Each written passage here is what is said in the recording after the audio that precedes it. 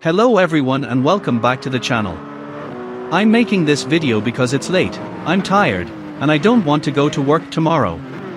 Many people in life give up on their dreams. They take the safe way out in life by searching for stability, a paycheck, and a steady, boring job. Let's be honest, jobs like this are exhausting.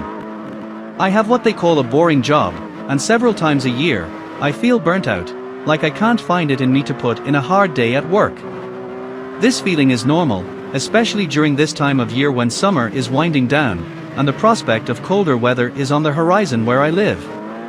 Motivation for working hard is at an all-time low. This has me thinking about a topic that has become quite controversial in the workplace: quiet quitting. So, what exactly is quiet quitting? Quiet quitting refers to the practice of employees doing the bare minimum required by their job descriptions without going above and beyond their official duties. This can include not staying late, not taking on additional tasks, and strictly adhering to the job's core requirements. Quiet quitters can be found putting in minimal effort just to get by. They might take long lunches or breaks, come in slightly late, and leave slightly early. Their quality of work is typically mediocre. You can count on them to do an okay job, but nothing more. These employees want to retain their jobs, but they also want to find a balance between doing the bare minimum and doing enough not to get noticed by their managers. It's a term that has gained popularity recently, particularly as discussions about workplace culture and employee engagement have grown. In a tight labor market, many people feel stuck in jobs they don't enjoy but aren't willing to leave due to financial or personal reasons. One study suggests that 85% of people are not actively engaged in their jobs. If you aren't engaged or interested in your work and know that even your best efforts might only result in a small raise, it's easy to see why many would ask, why try any harder? Let's take a look at the pros and cons of quiet quitting. First, the pros. For the employee, there are several benefits. One of the most significant is a better work-life balance. By not putting in extra hours at work, quiet quitters often have more time to pursue hobbies, spend time with friends and family, or even explore new opportunities outside of work. Another advantage is that they can use the extra time to start a side hustle. Rather than dedicating 20 extra hours a week to get a small raise or promotion at their primary job, quiet quitters can channel that time into a side business that could potentially earn more money or even allow them to leave their job altogether. Additionally, quiet quitting can reduce stress and help employees preserve their energy. When you remain emotionally detached from your job, you stop getting stressed over day-to-day tasks and are less likely to burn out. Finally, quiet quitting allows employees to maintain their income. While they may not be getting promotions or raises, they are still earning a paycheck, which is a significant advantage compared to outright quitting. However, there are also considerable cons to quiet quitting, both for the employee and the employer.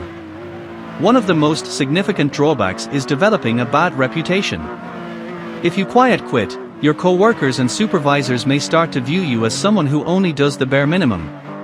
This reputation can harm your chances of getting raises, promotions, or even new opportunities outside of your current company. Additionally, quiet quitting can harm your co-workers. Those who still put in a lot of effort may become frustrated with your lack of initiative, especially if they have to pick up the slack. This can lead to resentment and a negative work environment. Another risk is that you might get fired. If your boss notices a sudden drop in your performance, you could be placed on a performance improvement plan or face disciplinary action. In the worst-case scenario, you might even lose your job. There's also the stress of potentially losing your income. If you rely on your paycheck, the possibility of getting fired could be a significant source of anxiety. Lastly, quiet quitting limits future opportunities.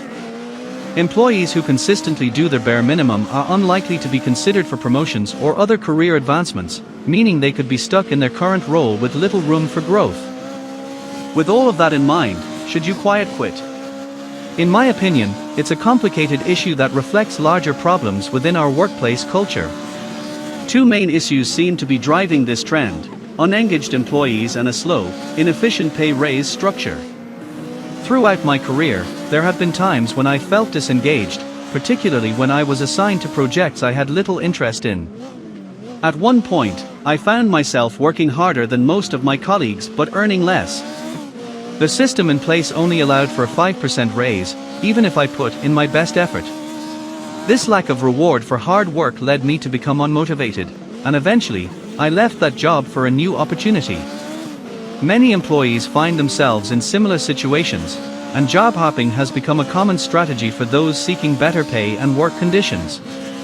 Ultimately, quiet quitting reveals a deeper dissatisfaction that isn't easily fixed by simply telling people to work harder.